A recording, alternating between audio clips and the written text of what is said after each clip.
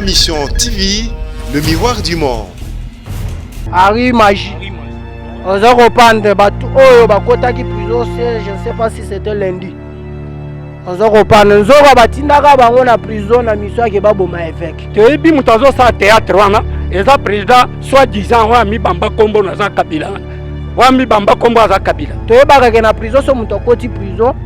Eza na sécurité na kati ya prison par rapport à Libanda.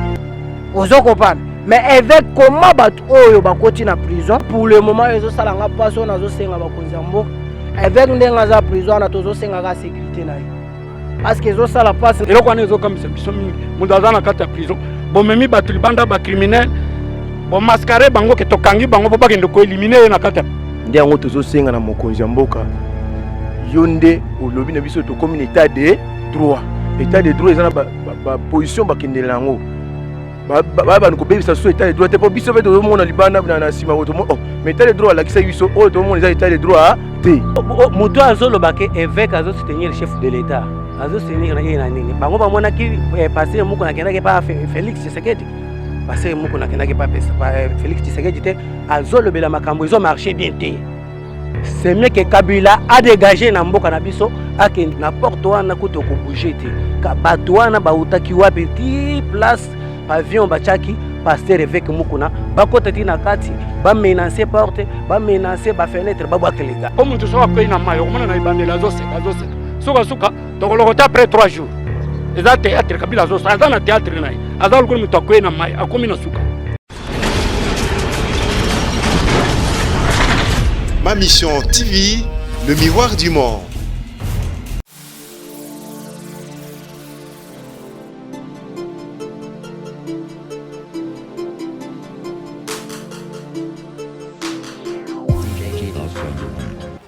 Dans le souci de répondre favorablement à l'appel du président de la République, Félix-Antoine Tshisekedi, et le gouvernement congolais afin de soulager tant soit peu la population congolaise en ce temps de la pandémie de Covid-19, l'honorable Alita Chamala a procédé à la remise des dons et des produits de première nécessité au centre Lindongué dans la commune de Limete.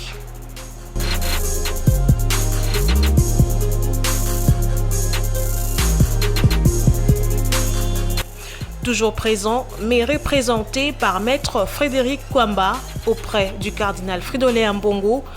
l'honorable Alita Chamala a dans sa jupe vestiaire 3 conteneurs dont 50 cartons de mayonnaise, 100 cartons d'huile végétale, 200 cartons de tomates, 500 sacs de semoule, 500 sacs de sel de cuisine, 500 sacs de riz, 1000 cartons de savon Lecoq, 1000 paquets de jus, 1000 paquets d'eau de 75 centilitres et 1500 masques médicalisés, plus une enveloppe fermée.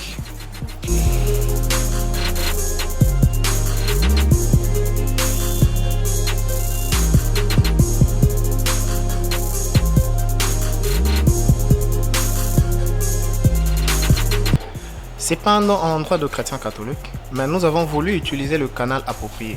C'est-à-dire, nous nous sommes dit en déposant ces effets entre les mains du cardinal, il saura les orienter aux nécessités. C'est-à-dire, là, on voit l'être humain, le cadre est humanitaire, que c'était ça. Alors, il nous a reçus, vous nous avez vus avec lui, je lui ai transmis le message de l'honorable Alita Chamala, qui a voulu premièrement le remercier et lui faire voir que depuis le 18 mars, après avoir reçu l'appel du chef de l'État à la solidarité nationale, il s'était dit que ces messages n'allaient pas passer parce qu'il fait partie de personnalités ou de compatriotes qui ne sont plus à présenter parce que ça fait plus de 50 ans que son nom est cité tous les jours dans le mécénat. Mais il ne se limite pas dans ça. Il est père de famille, congolais comme je venais de le dire, alors cette bataille étant une bataille de tout le monde et de solidarité, il s'est dit qu'il pouvait aussi mettre la main à la pâte et agir. Vous avez entendu par rapport à sa demande, il a voulu également que le cardinal puisse le bénir, prier pour lui et sa famille et pour ses affaires. Et pour que ça ne s'arrête pas aujourd'hui ou à ce qu'il vient de faire, mais pour que à chaque fois où cette bénédiction produira.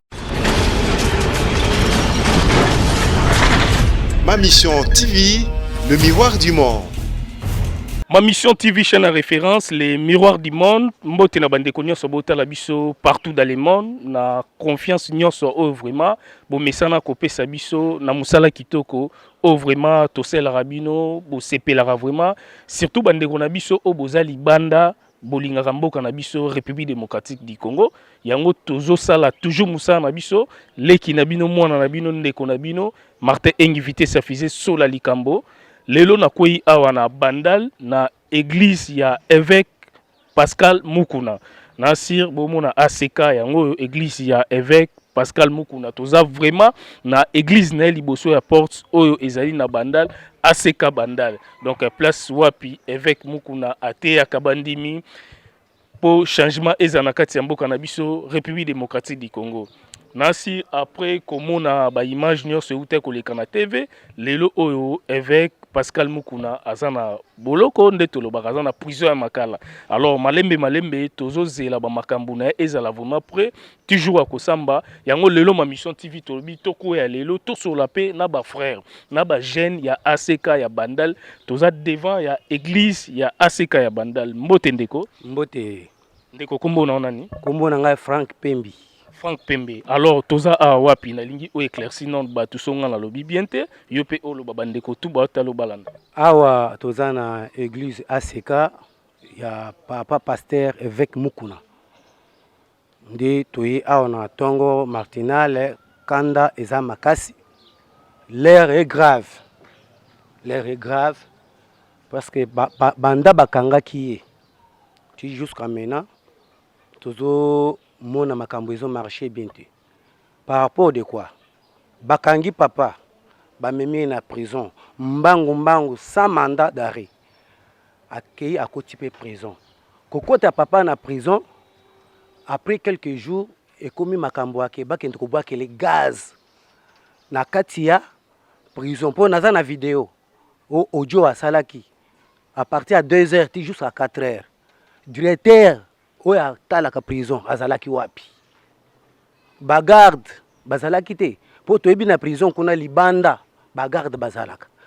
première clôture na kati bagarde bazalaka na kati ya prison bagarde bazalaka na porte wana koto ko bouger te ka bato wana bautaki wapi ti place pavillon bachaki pasteur évêque Mukuna bakota ti na kati ba menacer porte ba menacer ba fenêtre ba boire les gaz de kandeza makasi. Alors quand des makasi tozali awa na ACK na Bandal église ya pasteur Mukuna évêque Mukuna alors pour na dossier tout le lobby no bo reconnaître que bakangi évêque Mukuna koti na prison makala pona nini tant que bino pe bandimi bino ba frère bino bato bozo soutenir na ba jeune renaissance tout renaissance du Congo oyo évêque Mukuna za pe président ya football alors d'après bino tout bozo moneza pona nini pour tantôt bozo ndimate tantôt bozo ndima. Merci journaliste. Papa évêque Mukuna, toyebi que bakangiye na prison et pas cri que ya batu moko baso benga ke FCC na PPR2. Toyebi ba jeune na bango. Bakanga Koutino. O azalaki na ba arme. Jomi Ndongala. O aviolaki. Chebeya, babwaki ba perruque, babwaki na ba prudence. Vous comprendre. Par rapport à nini que akei koloba makambu ya Kabila. Kabila, wana soi-disant mwana Kabila. To solo la, o esengi to solo. Nde tangu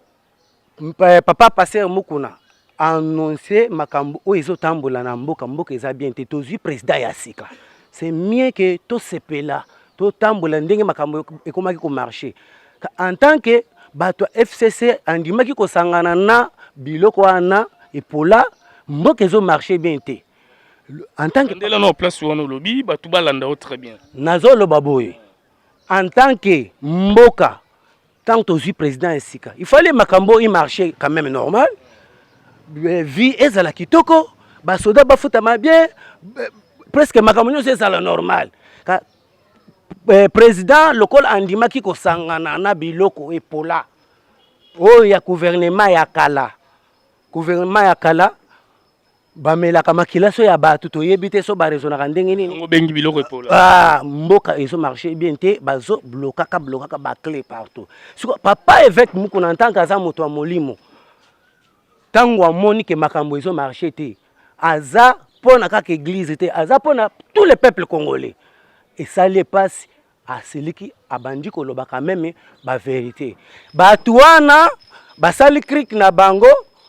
bakei kosala ba video na bango alukuta ke papa aviolaki tango bino moko botala film wana na kati ya voiture film wana basali wana eloko na bango basali ya lukuta wana tala mutu ezo bouger te kaka mokongo mouvement ya mokongo na mutu ezo lakisama bien te ebalana te toyebi ba jeune na bango FCC nde bazalaka na ba biloko na bango wana ba créaka pona bakanga bato nde basali video na bango wana po soki papa évêque atikalaki ti lelo aza libanda l'air mususu toza na makambo mususu nde babengisaki bakei kobwaka mokanda bazwi ye ka directement jusqu'à prison etango akomi na prison bamoni ke non il fallait babattre ye nde batindi bato na bango moko kangi bato na bango moko na rukota ke batindi bango na prison po basala bakende ko éliminer ye babwakeli gaz papa a souffri makasi 4 heures jusqu'à 2 heures jusqu'à 4 heures asalaki audio nga naza nango eza ngai te surtout toyoki audio wana euti poto moto aza na Canada nde atindelaki ngai na WhatsApp et presque c'est panzani et ndenge toza boto si to lembi mais moi bolembi nasi bandeko bele ba hotela biso po bandeko musupe il faut baloba ma mission TV chaîne à référence aux hôtels en Europe partout dans le monde batala rabiso nasi to sala ki mission avec awa na bureau ne ayamba ki biso ma mission TV mutu nyonso atala ki on a ma mission TV bibi kapinga azala ki wana après lelo bakangi avec yango pe tolobi tokuya nanu na église ya ACK Banda donc toza liboso ya église ya évêque Mukuna donc toza na bino ensemble lelo alors biso tout monaka Petoyokaki évêque abando soutenir chef de l'État Félix Tshisekedi tango abando le kanate veza po a soutenir bato belé balobaki ki tamsusu elo moeza na simanae yango azoloba mais le to kamo biso tu yazo soutenir chef de l'État mais pourquoi koti bolo ko ezo déranger bato nyonso mutazo bandelo bezoloba bien mboka mais le pourquoi koti bolo ko merci patron muto azoloba ke évêque azo soutenir chef de l'État azo soutenir na yena nini bango bamona ki passer muko na kendaki pa Félix Tshisekedi passer muko na kendaki pa Félix Tshisekedi te azolobela makambo ezo marché bien te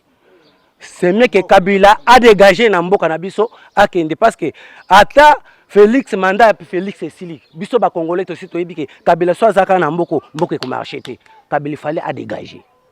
fa abima na mboka atikela biso mboka na biso abomi trop mais au monaki yango likambo wana nde yango ezo renia soko lobby abomi trop après lobby tango ba retourner ba porto plainte yo monaki aboma nazo yebisa yo ke ko banda depuis 2006 nasali ba marche fort eza la président aza na place to kenda ba marche tango bakanga ye ngape nazaki na marche wana nazaki na marche Kabila abomi trop na boulevard liboso ya gare centrale moto akatana maboko na gaz gaz ya kiromogel liboso na ngai bato batambola mitakala nga nazalaki na boulevard obike bo soutenir Joseph Kabila même l'église ba vidéo ezali autant musu bo beta pe bo maboko na kati église mais lelo tomoni mi baluka eloko ezopesa pasi et pas peuple congolais surtout bandeko bali banda bandeko diaspora o balobe évêque akumisaki abetaki maboko mais lelo bo changer pourquoi oui merci soki tozo tambola na yo nzela moko tozo marcher na yo tozo makamunyo so marcher bien so na moni ke yo ozi lokolo yo otie okomi na nzela mususu c'est mec na lâché yo na koboya yo omonaki chef de l'État tango bakendaki bazalaki basangani na Tata Raphaël 7 personnes babimia bakei bango nyonso 7 tango bakomi kuna tango amoni ke makambo eza bien te asali na longo le signature na ye abendani ozo reconnaître que bobeta rapé maboko en église pour na Joseph Kabila na kobetele maboko na tango azosala makambo malamu soki a changer nga pe na changer les face na boye mbala moko comme si tozalaki na yete na betaki maboko na retirer maboko nanga akende atikele biso mboka po déjà akomi moto message no kopesa pas bakonza mboka nde lelo évêque aza na prison ya makala oyo esali bino mpe pasi na kati ya mboka na biso République démocratique du Congo. Message no kopesa na bandeko tu baolanda. merci nazopesa bakonzi ya mboka kobanda nano na sommet papa tovotaki yo po tozala malamu bapolisier basoda bazala malamu bajeune bazala malamu tosepeli bana na biso batanga pamba na 5 enfants bazotanga gratuit mpona maloba na yo oza mpe na liloba ya kotelema peuple aza na nsima na yo kobanga eloko moko te munduki oyo eleki peuple eza te Kabila soki aye face en face yo oza na peuple akoki mboka oyo akoki mboka tozosenga ke telemela makambo nyonso ya mabe tolingi tomona justice esalama kaka na kata cabinet na yo ndenge babanda koloba bato bazobenga tozolanda na radio ke batraitre bazali lelo batraitre wana bamonani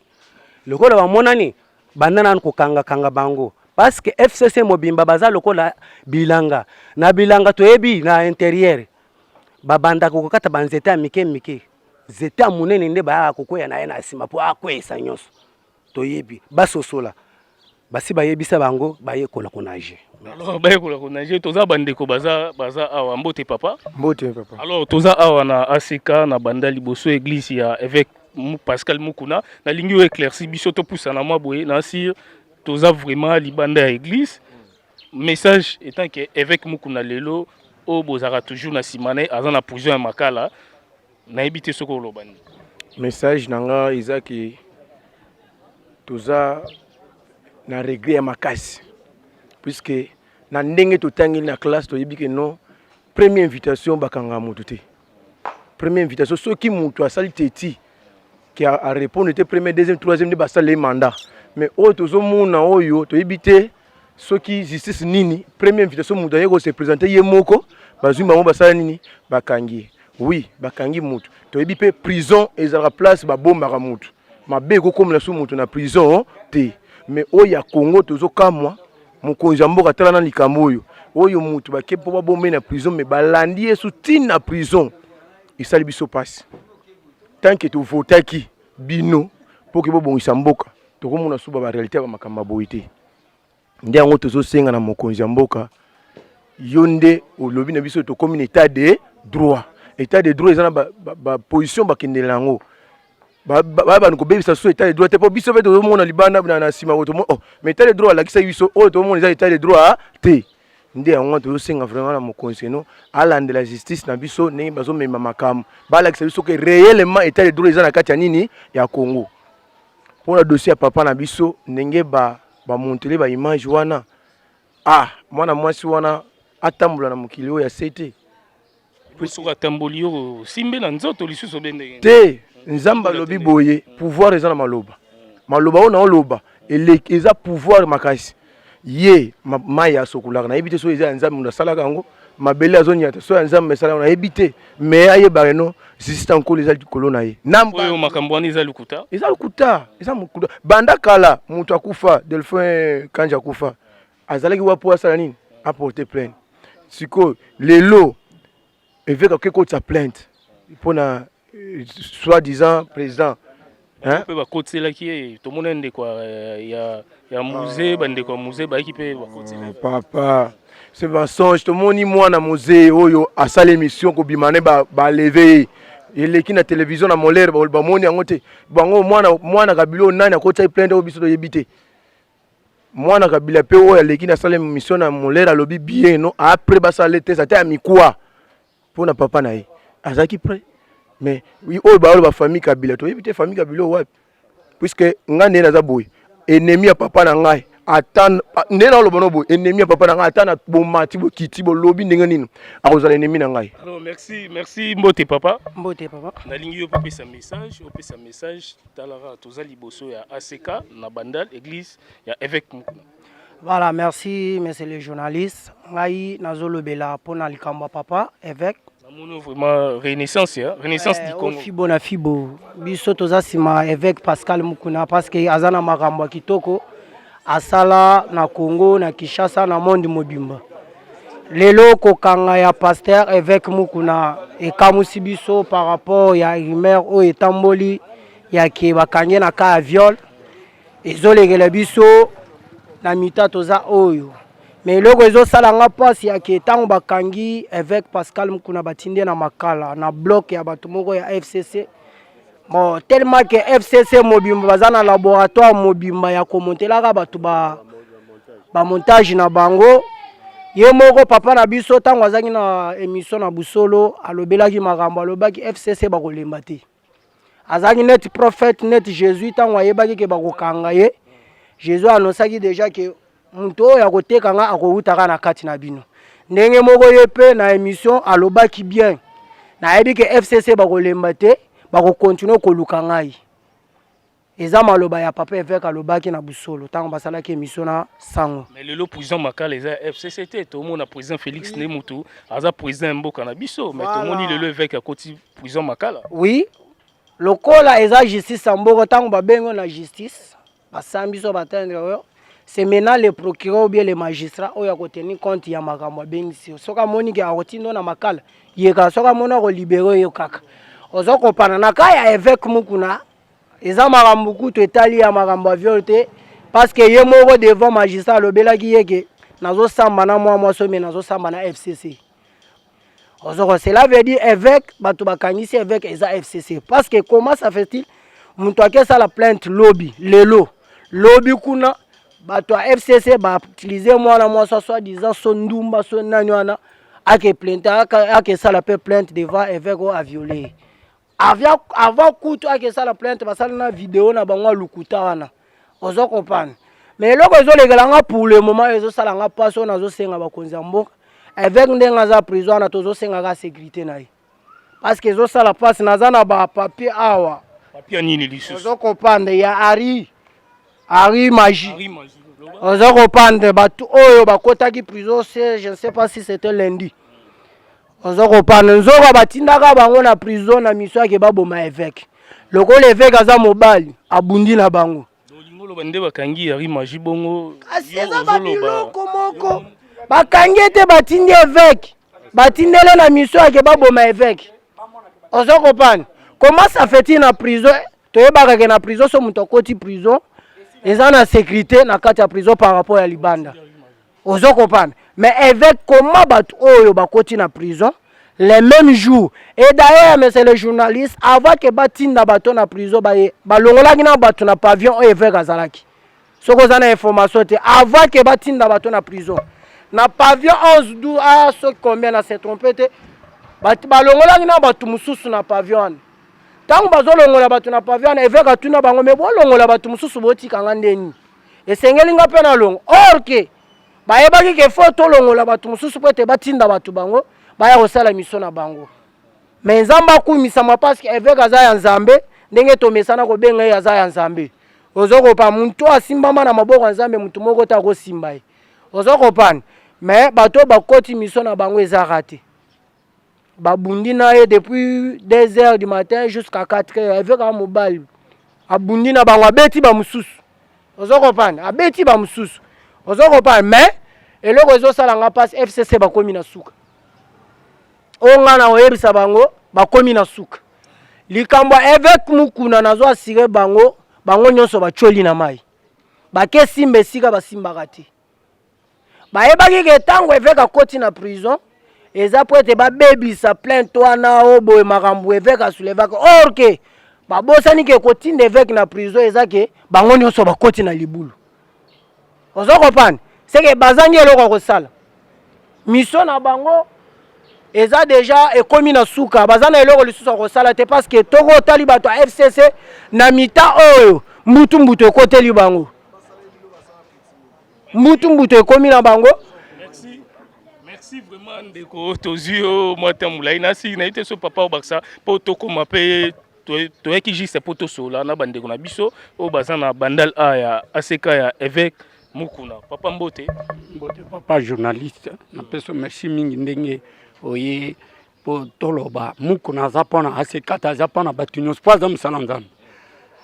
ndenge bakangeli ye na ndenge bana bauti koloba wa prison banda baboti biso tokoli tokomi na bana tokomi na bakoko prison ezalaka mutu ake prison aza na mutu mosusu libanda meme abomaki mutu famille wana mutu moko ya kota prison ke ngai mpe lelo nakende koboma mutu na prison ezalaka te mais oyo ya biso prison eza mutu alali alamuki batindi ekende prison kende kobomela biso mutu wana aza na kati ya prison mais nani asalaka biloko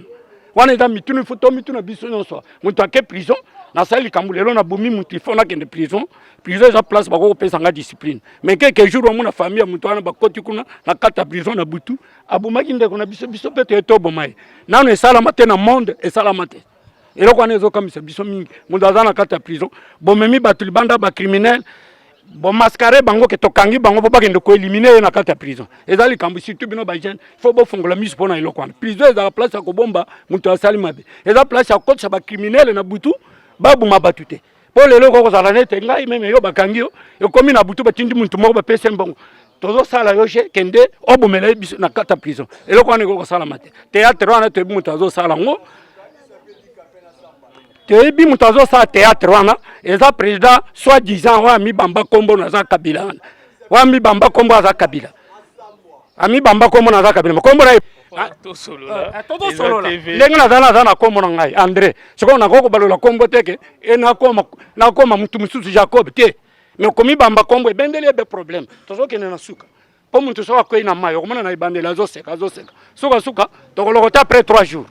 eza théâtre kabila azosala aza na théâtre na ye aza lokola mutu akwei na mai akomi na suka. Alors merci ma mission TV to komi na suka ya émission emission nde toyaki ndeko ngiso baksa kala nozaki moi muke ya kobakisa concernant mboka na biso vraiment biso peuple toza na kanda makasi donc biso peuple toza na kanda makasi a détruit mboka na biso pendant 18 ans biso kala mbamba bashege bakuluna toyebaki yango te biso tobotami na Kinshasa tokona na Kinshasa kuluna toyebaki yango te ya zui bokonzi bakuluna babimi bashege babimi bayibi mbongo ya leta grave kaka ndenge évêque azali koloba na bilili ayibi mbongo ya leta trop abomi trop ba opération likofi c'était lui ba nini oyo ba fausse commune na maluku ye donc a détruit mboka na biso na degré moko abomi armée lelo ba soldats so baza sur valeur te même la police même armée nationale eza sur la valeur te kamona sampo na Kasai ye donc to lembi na mboka oyo na suki. Alors merci ma mission TV to komi na suka ya émission na biso nde tolobaki lelo tokoyaki awa na bandal na ACK église ya évêque Pascal Mukuna donc nde aza na prison makala nde toyaki lelo poto sola vraiment na ba frère na ba jeune ya ACK po ba mekempe ko ebisa biso oyo nini bazali ko préparer po ba soutenir évêque Pascal Mukuna alors tant que azana kati ya prison ya makala. Alors merci na bande nyonso botala rabiso partout dans le monde na ma mission TV na confiance nyonso bo mesana repesa biso ezaki bongo ngana Vodi azana sima caméra nde toyaki awa ensemble lelo Vodi na Martin invité sa fusée poto la Sabino réalité ba image o bande ko balobi. Alors ceux qui eleki nde botala mbala sima pe tokoya lisusu awa na église ya ACK bandal pour non la Sabino lisusu deuxième partie nde bande ko bazali ko préparer pour na ko sala marche pour na ko soutenir avec Mukuna oyazali na prison makala. Alors merci ba numéro de téléphone ya ngwana bobenga biso Facebook ezali Martin Engi toza ensemble na ma mission TV botika malamu.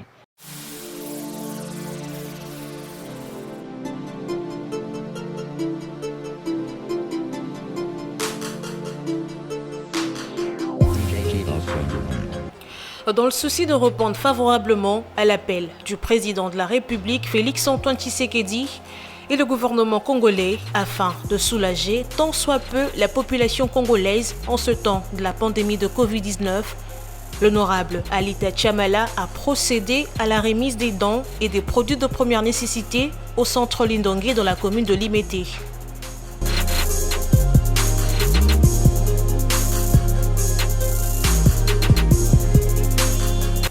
Toujours présent, mais représenté par Maître Frédéric Kwamba auprès du cardinal Fridolin Ambongo, l'honorable Alita Chamala a dans sa jupe vestiaire 3 conteneurs dont 50 cartons de mayonnaise, 100 cartons d'huile végétale, 200 cartons de tomates, 500 sacs de semoule, 500 sacs de sel de cuisine, 500 sacs de riz, 1000 cartons de savon Lecoq, 1000 paquets de jus, 1000 paquets d'eau de 75 centilitres et 1500 masques médicalisés, plus une enveloppe fermée.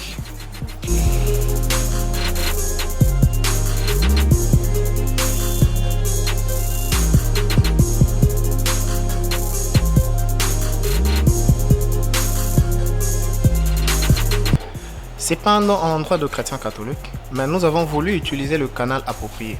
C'est-à-dire, nous nous sommes dit en déposant ces effets entre les mains du cardinal, il saura les orienter aux nécessités. C'est-à-dire, là, on voit l'être humain,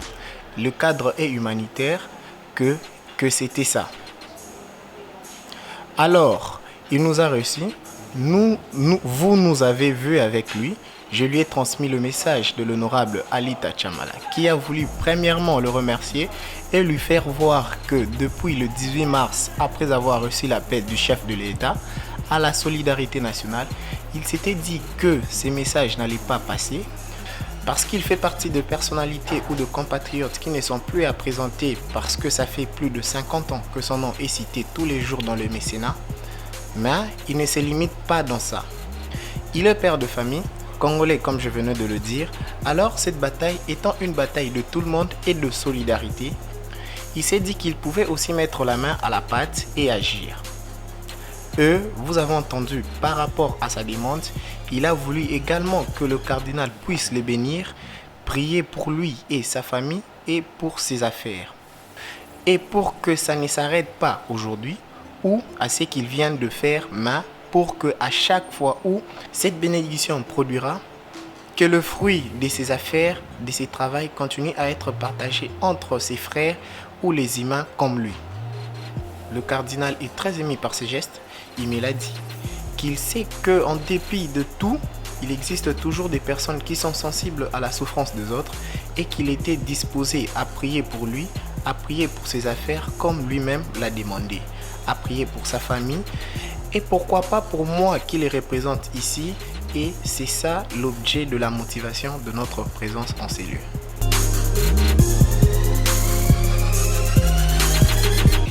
La déléguée du cardinal Fridolin Ambongo, la révérende sœur Kaline Mampouya, a également donné ses impressions. Cet avant-midi, nous sommes tous témoins de la grande générosité de l'honorable Alita Chamala, qui, à la suite des autres, a accepté de mettre ses moyens à la disposition du service de la charité de notre Père archevêque, pour qu'à son tour, qu'il relaie cette charité à ceux qui en ont le plus besoin. Notre mot, c'est un mot de gratitude et de remerciement, et nous rappelons que son éminence a rassuré qu'il allait prier pour tous ses bienfaiteurs, et particulièrement pour cet avant-midi, pour l'honorable Alita Chamala et tous ceux qui travaillent avec lui afin qu'il aille de l'avant.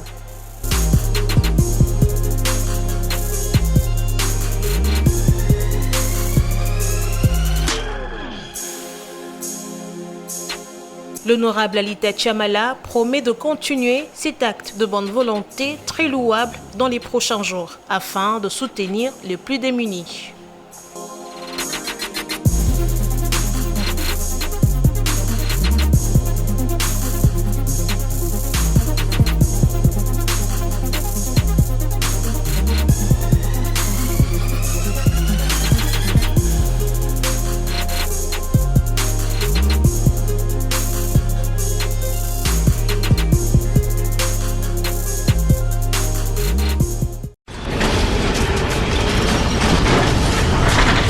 Ma mission TV, le miroir du monde.